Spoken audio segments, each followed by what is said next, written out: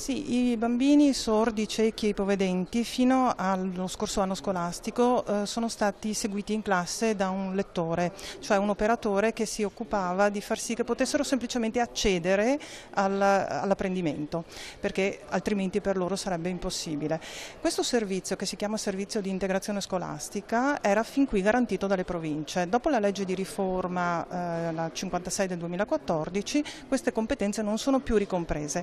La Regione ha il compito di legiferare in proposito, decidendo quale ente e con quali risorse devono essere erogati questi servizi. Per i nostri figli si tratta semplicemente di avere o non avere il diritto allo studio.